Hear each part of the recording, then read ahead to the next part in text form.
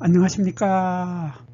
한눈에 알아보는 우리나무라고 하는 나무도감 책을 집필한 박승철입니다. 오늘은 가을이 되면은 단풍이 아주 붉게 물든 이 단풍이 너무나 화려해서 정말 눈부시게 아름다운 그런 나무가 있습니다. 그래서 이 붉게 물든 단풍이 너무나 아름답기 때문에 진짜 단풍나무가 와서 이 나무를 보고서는 울고 갔다고 하는 나무, 바로 그 나무.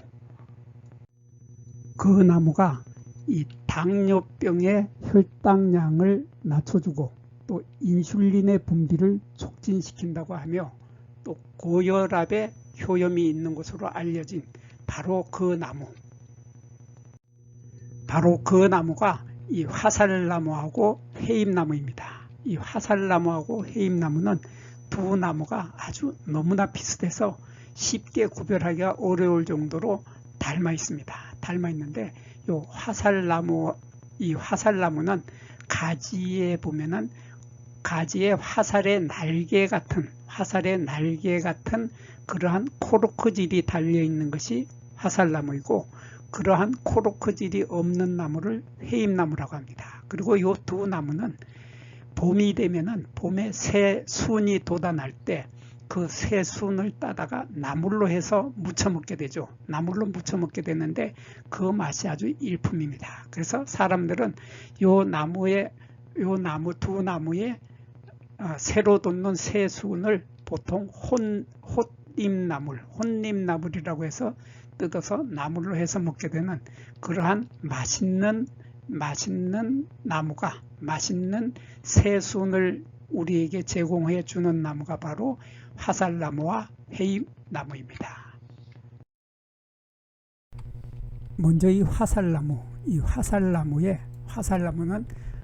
우리가 보통 봄에 새순이 돋을 때 나물로 먹을 때 이 혼잎나물이라고 해서 뜯어 먹게 되죠. 이렇게 새순이 나올 때, 3월에 새 잎이 나올 때 줄기하고 어린 잎을 뜯어서 혼잎나물이라고 해서 뜯어서 나물로 해서 먹는 나무가 바로 이 화살나무입니다. 이 화살나무는 이름에서 화살이라는 말이 들어갔는데, 이 화살이라는 말은 가지에, 줄기에서 가지가 나오죠. 가지가 나오는데 가지에 보면은 이렇게 가지에 옆으로 보면 이렇게 하얗게 보이는 요 부분, 이렇게 길고 하얗게 보이는 요 부분이 바로 코르크질입니다. 코르크질이 이렇게 발달을 하게 되는데, 코르크질의 모양을 자세히 보면 줄기하고 줄기에도 요 코르크질이 약간 남아 있고, 처음에 어린 줄기에서는 이렇게 코르크질이 넓게 이렇게 나오는데, 코르크질은 흔히 두 줄 내지 그러니까 이렇게 십자 형태로 나타난다, 그런 얘기죠. 이렇게 십자 형태로 여기 코르크질들이 이렇게 붙어 있는데 사방으로 동서남북 네 방향으로 이 코르크질이 달린다, 그런 뜻입니다. 그래서 이 코르크질이 처음에는 이렇게 크게 넓게 보이지만 시간이 지나면서 줄기가 커지면서 코르크질이 작아지는 느낌이 나면서 나중에 줄기가 굵어지게 되면 이렇게 흔적만 남게 되는 이러한 형태로 코르크질이 변질을 하게 됩니다. 이러한 형태로 변질하는 것이 바로 화살나무죠. 화살나무인데 여기에 반해서 이 회임나무는 그러한 코르크질이, 여기 보면 코르크질이 없죠. 요 어린 가지에 보면은 날개가 없다. 이렇게 날개가 없어서 코르크질이 여기 요 흔적 비슷하게 하얀색의 이런 것이 보이기는 하지만은 요게 얇은 코르크질로서 사방으로 달려있는 화살의 날개처럼 보이지는 않죠.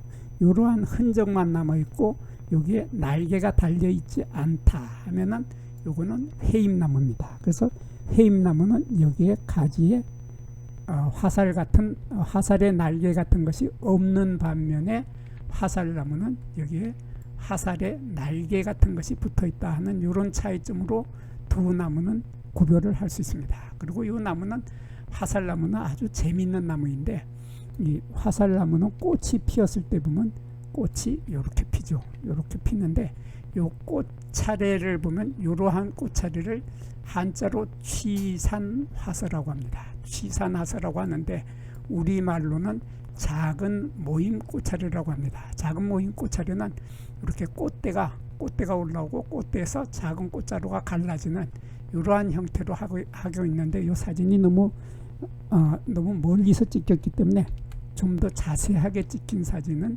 요 회임나무에서 보도록 하겠습니다.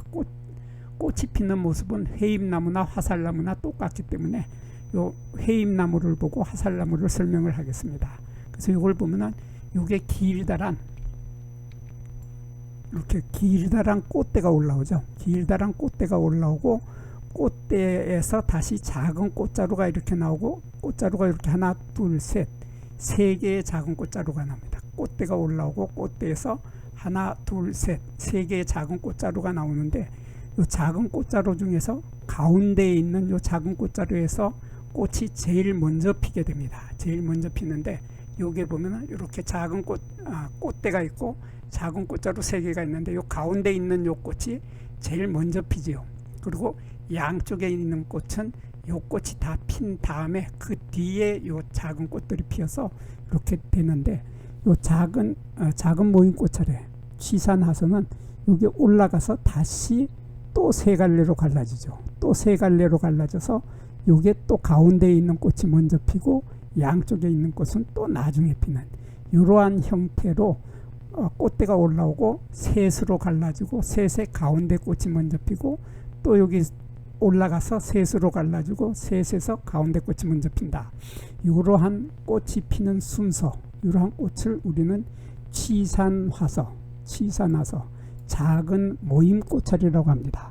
이러한 작은 모임 꽃차례에 꽃을 피는 것이 이 회임나무나 화살나무나 같은 작은 모임 꽃차례에 꽃이 달리게 됩니다. 그래서 5월달에 이런 꽃이 피는데 이 꽃을 보면 아주 예쁘고 아주 특이하게 생겼죠.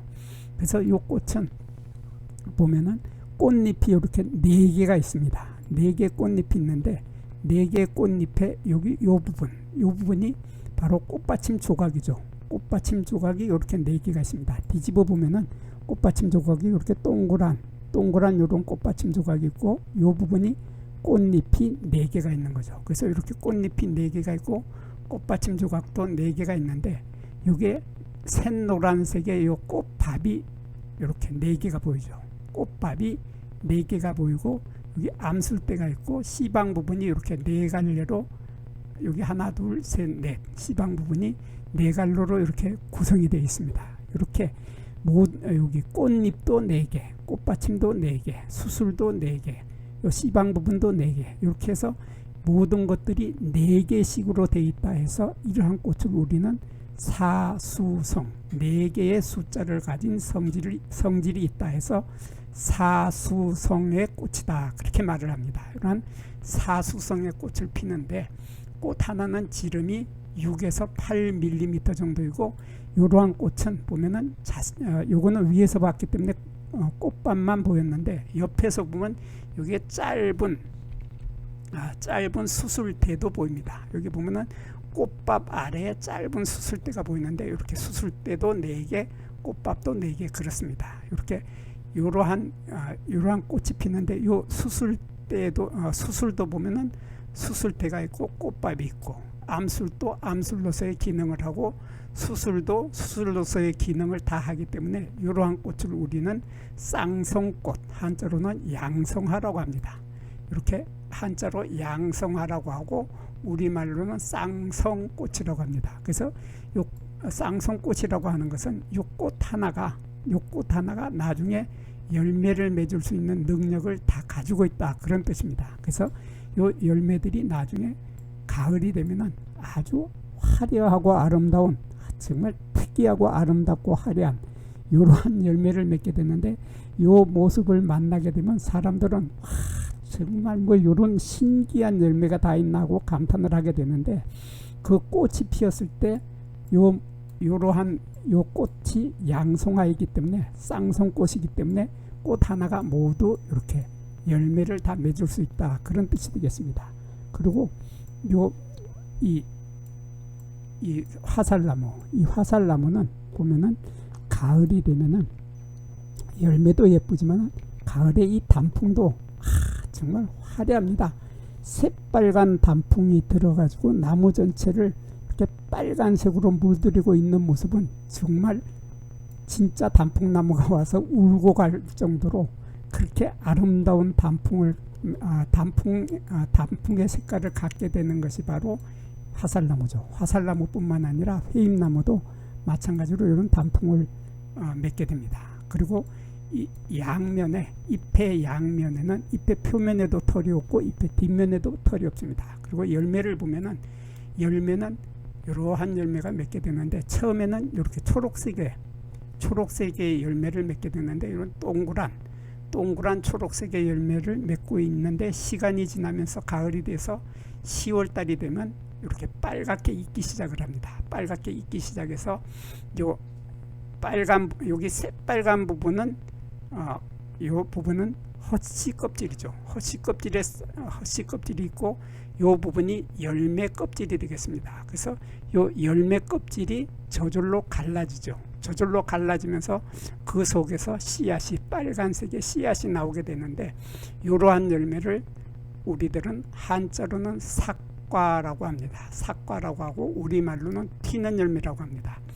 이것은 열매가 이렇게 처음에 열매가 있다가 열매가 익게 되면은 요 열매 껍질이 이렇게 갈라지면서 그 속에 들어있던 씨앗이 튀어나온다 해서 그래서 튀는 열매라고 합니다. 이런 튀는 열매가 가을에 10월달에 이렇게 붉게 익어서 터지는데 이 열매는 겨울에도 흰 눈이 내려 있을 때도 이 열매는 이렇게 달려있죠. 이렇게 달려있는데 이 모습이 정말 귀엽고 예쁘고 아름답고 어떤 찬사를 보내도 아깝지 않을 만큼 그러한 열매가 타닥타닥 달려있는 모습은 정말 아름답습니다. 그래서 이 열매 한 개를 보면은 열매 아니고 이건 씨앗이죠.